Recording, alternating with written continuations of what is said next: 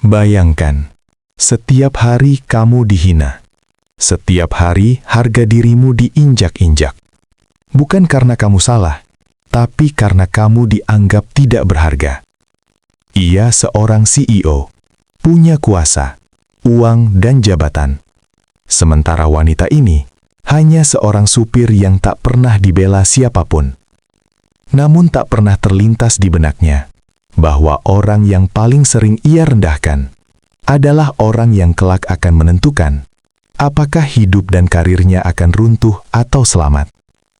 Sebelum lanjut ceritanya, jangan lupa subscribe channel ini. Klik like jika kamu mendukung kisah penuh makna seperti ini. Share ke orang terdekatmu agar jadi pengingat bersama, dan tuliskan pendapatmu di kolom komentar. Pagi itu, udara masih dingin dan jalanan belum sepenuhnya ramai. Di depan sebuah rumah kecil yang cat-catnya mulai pudar, sebuah mobil mewah berwarna hitam mengilap berhenti perlahan. Kontrasnya begitu menyakitkan untuk dilihat, kemewahan yang berdiri di hadapan kesederhanaan. Dari pintu rumah itu, keluar seorang wanita muda dengan langkah tenang, mengenakan kemeja putih yang disetrika rapi dan celana hitam sederhana. Namanya Alia. Wajahnya cantik, tapi bukan kecantikan yang mencolok, lebih pada keteduhan yang menyimpan banyak cerita. Sebelum membuka pintu mobil, Alia berhenti sejenak. Tangannya menggenggam tas kecil di dadanya, napasnya ditarik dalam-dalam.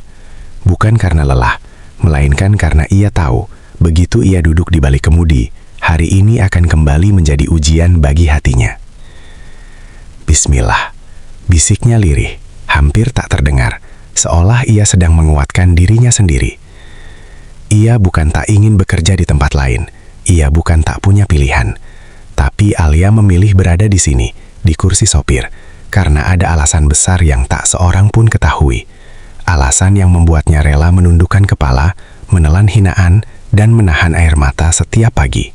Di kursi belakang mobil, duduk seorang pria dengan jas mahal dan jam tangan berkilau di pergelangan tangannya. Arman, CEO perusahaan besar yang namanya sering muncul di media bisnis. Sosoknya dikenal sukses, berpengaruh, dan ditakuti. Namun pagi itu, seperti pagi-pagi sebelumnya, wajahnya sudah diliputi kekesalan. Bahkan sebelum mobil bergerak, ia sudah menghela napas kasar. Lama sekali, katanya dingin, matanya menatap layar ponsel. Alia segera menyalahkan mesin. Maaf pak, maaf, setiap hari maaf, potong Arman dengan suara meninggi. Kamu ini kerja atau tidur sih? Nada suaranya tajam, menusuk, tanpa sedikit pun empati. Alia menunduk. Ia tahu, satu kalimat tambahan hanya akan memperpanjang amarah pria itu. Tangannya tetap di kemudi, jemarinya sedikit bergetar, tapi ia berusaha terlihat tenang. Jangan sampai hari saya rusak gara-gara sopir yang gak becus. Lanjut Arman sambil bersandar angkuh. Alia mengangguk kecil. Baik pak. Dua kata sederhana, tapi di baliknya ada dada yang terasa sesak. Ada harga diri yang kembali terinjak. Mobil melaju membelah jalanan kota. Klakson bersahutan. Tapi suasana di dalam mobil jauh lebih bising. Bukan oleh suara, melainkan oleh luka yang tak terdengar. Arman menatap Alia lewat kaca spion. Sorot matanya penuh penilaian. Jujur saja, katanya tiba-tiba. Saya heran kenapa perusahaan bisa mempekerjakan sopir perempuan. Alia menelan ludah. Ia tetap menatap jalan. Perempuan itu tempatnya di rumah, bukan di balik kemudi. Lanjut Arman dengan nada meremehkan. Apalagi nyetir orang penting seperti saya. Kalimat itu menghantam Alia seperti tamparan. Dadanya berdenyut, matanya memanas. Namun ia memilih diam. Kalau bukan karena HR memaksa, saya sudah ganti kamu dari hari pertama, tambah Arman. Alia akhirnya bersuara. Sangat pelan, nyaris seperti bisikan. Saya akan berusaha memberikan yang terbaik, Pak. Arman tertawa kecil, sinis. Berusaha. Kamu bahkan gak pantas ada di posisi ini. Kata tidak pantas itu terngiang lama di kepala Alia. Lebih keras daripada suara mesin mobil. Setiap hari, perjalanan ini terasa seperti hukuman. Mobil mewah itu bukan lagi kendaraan, melainkan ruang sempit tempat harga diri Alia diuji tanpa ampun. Arman selalu menemukan alasan untuk merendahkannya. Cara menyetir, cara bicara, bahkan cara Alia menarik nafas. Kamu terlalu pelan. Kamu terlalu kaku. Kamu terlalu bodoh untuk memahami ritme kerja saya. Semua itu Alia dengar, setiap hari. Ia sering bertanya dalam hati, apa salahku sampai harus diperlakukan seperti ini? Tapi setiap kali pertanyaan itu muncul, ia segera menghapusnya. Ia tak boleh lemah. Ia tak boleh goyah. Di balik ketenangannya, Alia menyimpan luka yang perlahan menumpuk. Tapi ia berjanji pada dirinya sendiri untuk tidak membalas dengan amarah. Ia percaya, suatu hari nanti, kebenaran akan berbicara dengan caranya sendiri. Apapun yang terjadi, aku harus kuat. Gumamnya dalam hati, sementara matanya tetap fokus ke jalan. Sesampainya di gedung kantor yang menjulang tinggi, Arman turun tanpa menoleh. Bahkan ucapan terima kasih pun tak pernah keluar dari mulutnya. Alia tetap duduk sejenak di dalam mobil, menatap kosong ke depan.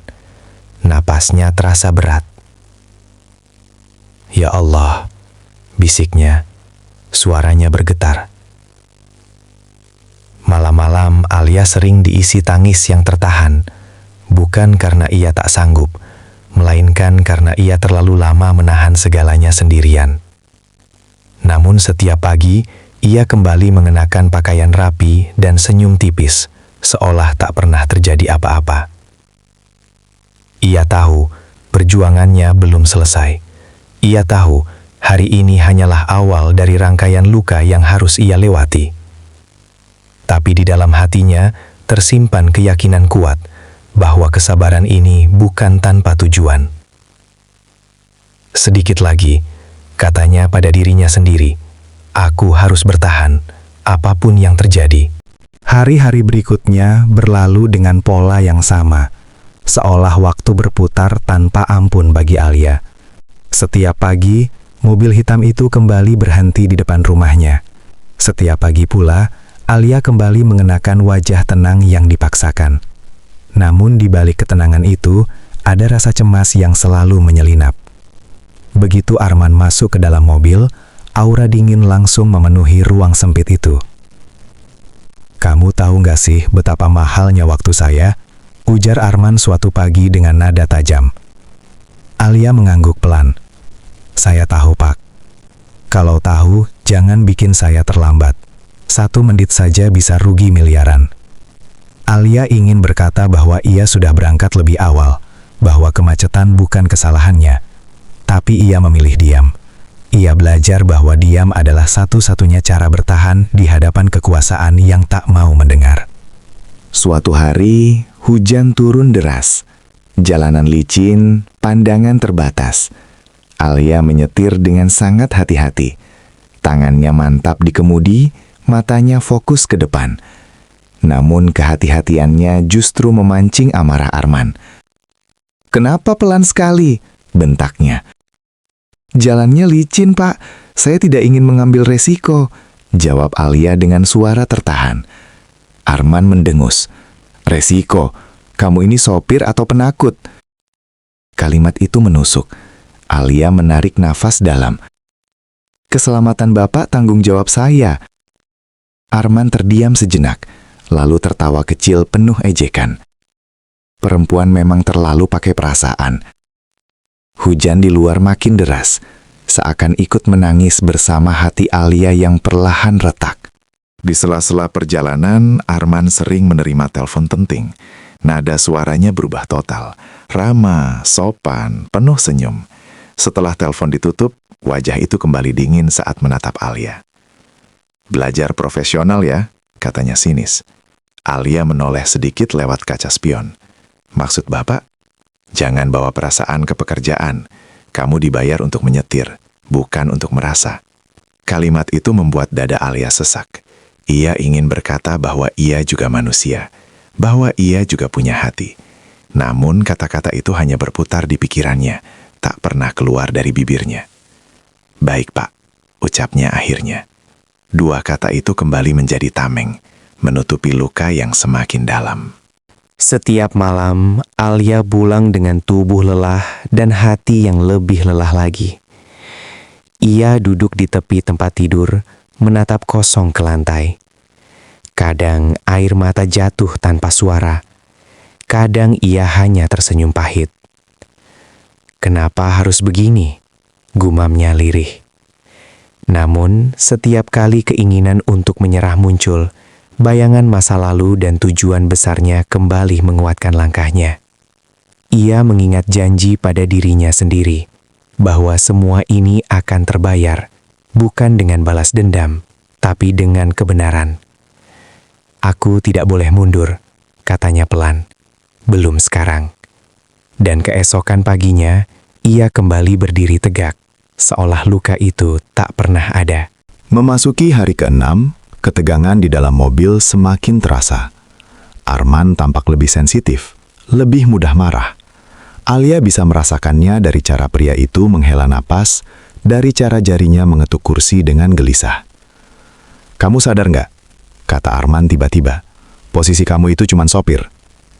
Alia terdiam sejenak, lalu menjawab dengan suara paling tenang yang bisa ia keluarkan. "Saya sadar, Pak." "Bagus, jangan pernah lupa tempatmu."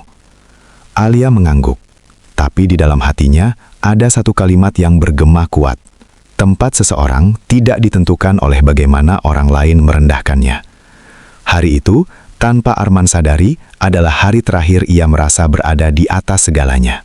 Pagi di hari ke-7 terasa berbeda. Alia bisa merasakannya sejak ia bangun dari tidur. Ada perasaan berat di dadanya, bukan karena takut, melainkan seperti firasat bahwa sesuatu akan berakhir hari ini. Mobil hitam itu kembali berhenti di depan rumahnya. Namun kali ini Alia tidak menarik napas panjang seperti biasanya. Ia justru tersenyum kecil, senyum yang penuh makna. Di dalam mobil, Arman terlihat gelisah. Jasnya tetap rapi, tapi sorot matanya tak setenang hari-hari sebelumnya. Ponselnya berdering berkali-kali. "Kenapa hari ini banyak sekali rapat penting?" gumamnya kesal. Alia menatap jalan, suaranya tenang. "Hari ini memang hari besar, Pak." Arman mendengus. "Kamu tahu apa tentang urusan besar?" Alia tak menjawab.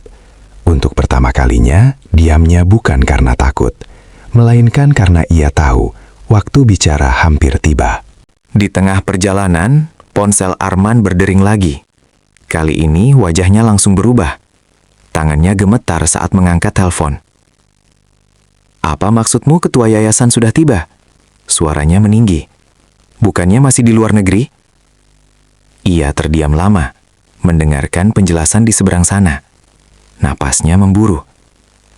"Baik, saya segera ke sana," katanya akhirnya, lalu menutup telepon dengan kasar. Arman menatap Alia lewat kaca spion. "Kamu dengar?" Alia menjawab singkat. "Dengar, Pak. Ketua yayasan itu menentukan hidup matinya perusahaan saya." Alia mengangguk pelan. "Saya tahu." Nada suaranya begitu yakin, sampai membuat Arman mengernyitkan dahi, merasa ada sesuatu yang janggal, sesuatu yang tak bisa ia jelaskan. Mobil memasuki kawasan gedung pertemuan elite. Bangunannya tinggi, megah, penuh simbol kekuasaan. Alia memarkir mobil dengan sempurna, seperti biasa. Namun kali ini, ia tidak langsung membuka pintu untuk Arman. "Kamu kenapa?" bentak Arman. Alia menoleh perlahan, wajahnya tenang, matanya jernih. "Karena saya juga akan turun, Pak." Arman tertawa pendek, penuh ejekan. "Turun? Untuk apa? Jangan bermimpi terlalu tinggi." Alia membuka pintu mobilnya sendiri. "Karena saya diundang." Arman membeku. "Diundang? Kamu?" Untuk pertama kalinya, Arman menatap Alia bukan sebagai sopir, melainkan sebagai sosok asing yang tiba-tiba terasa berbeda. Ada wibawa yang tak pernah ia lihat sebelumnya. Di lobi gedung, para petinggi perusahaan berdiri rapi. Begitu Alia melangkah masuk, suasana mendadak berubah. Beberapa orang berdiri, wajah mereka menunjukkan rasa hormat. "Selamat pagi, Bu Alia," sapa seorang pria paruh baya dengan nada penuh hormat. Arman tertegun. Dunia seakan berputar. "Bu, Alia," gumamnya tak percaya. Alia menoleh ke arahnya. Untuk pertama kalinya, ia menatap Arman sejajar, tanpa rasa takut, tanpa kerendahan. "Perkenalkan ulang Pak Arman," ucapnya lembut tapi tegas. "Saya Alia, ketua yayasan yang akan memutuskan investasi untuk perusahaan Anda." Kaki Arman terasa lemas. Semua kata-kata hinaan yang pernah ia ucapkan mendadak berputar kembali, menghantam dirinya sendiri. Wajah Arman memucat, mulutnya terbuka, tapi tak ada kata yang keluar. Ini tidak mungkin," katanya akhirnya dengan suara bergetar. Alia menghela napas pelan. "Saya sengaja menyamar, Pak. Saya ingin melihat bagaimana seorang pemimpin memperlakukan orang yang dianggap tidak punya apa-apa." Arman menunduk, bahunya gemetar. Saya tidak tahu. Kalau saya tahu," Alia memotong dengan halus. "Justru disitulah masalahnya. Mengapa rasa hormat hanya muncul ketika seseorang punya jabatan?" Kalimat itu lebih menyakitkan daripada tamparan. Air mata Arman jatuh tanpa ia sadari. Di ruang rapat, Arman duduk tertunduk. Tak ada lagi CEO sombong. Yang ada hanya seorang manusia yang baru menyadari kesalahannya. Setelah rapat selesai, ia mendekati Alia dengan langkah berat. "Saya minta maaf," katanya lirih. "Setiap kata saya, semua hinaan itu, saya menyesal." Alia menatapnya lama. Matanya berkaca-kaca. Bukan karena dendam, melainkan karena luka lama yang akhirnya mendapat pengakuan. "Saya memaafkan, Pak," ujarnya pelan. "Tapi jangan ulangi pada siapapun." Hari itu, Arman kehilangan kesombongannya. Dan Alia akhirnya mengembalikan harga dirinya tanpa harus berteriak. Rapat berakhir dalam keheningan yang tak biasa.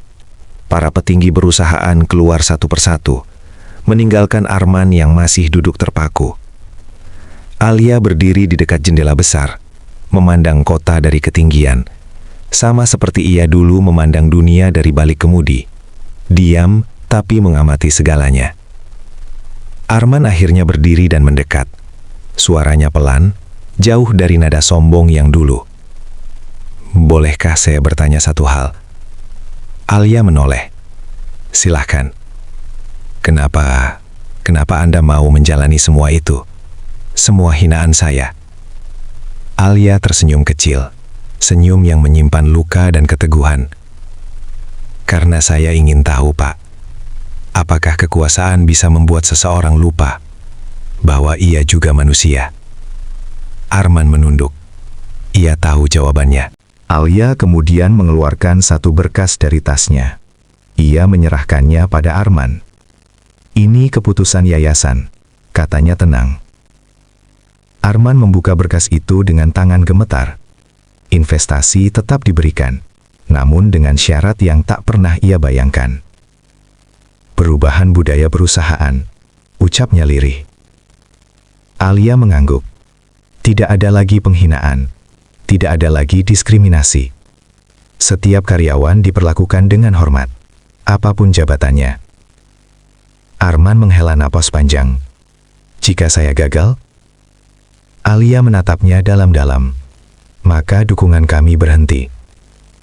Untuk pertama kalinya, Arman merasa kekuasaan bukan lagi miliknya. Dan justru disitulah, ia belajar merendahkan hati. Hari-hari setelah kejadian itu berubah perlahan. Arman mulai menyapa karyawan yang dulu tak pernah ia lihat. Ia belajar mendengar, belajar meminta maaf, belajar menahan amarah. Setiap kali ia melihat kursi sopir kosong di mobilnya, hatinya terasa ditusuk rasa bersalah. "Terima kasih," katanya suatu hari pada Alia saat mereka bertemu kembali dalam pertemuan resmi. Alia tersenyum hangat. "Terima kasih kembali, Pak, karena mau belajar." Tak ada dendam di sana. Hanya dua manusia yang sama-sama tumbuh. Satu karena kesabaran, satu karena penyesalan. Kisah Alia mengajarkan satu hal sederhana, namun sering dilupakan. Harga diri manusia tidak ditentukan oleh jabatan, pakaian, atau posisi. Orang yang kita rendahkan hari ini bisa saja adalah orang yang menyelamatkan kita esok hari. Dan kisah Arman menjadi pengingat bahwa kesombongan mungkin membuat kita tinggi untuk sementara. Tapi kerendahan hatilah yang menjaga kita tetap manusia. Karena pada akhirnya, bukan tentang siapa yang duduk di kursi belakang atau depan mobil, melainkan tentang bagaimana kita memperlakukan sesama dalam perjalanan hidup ini.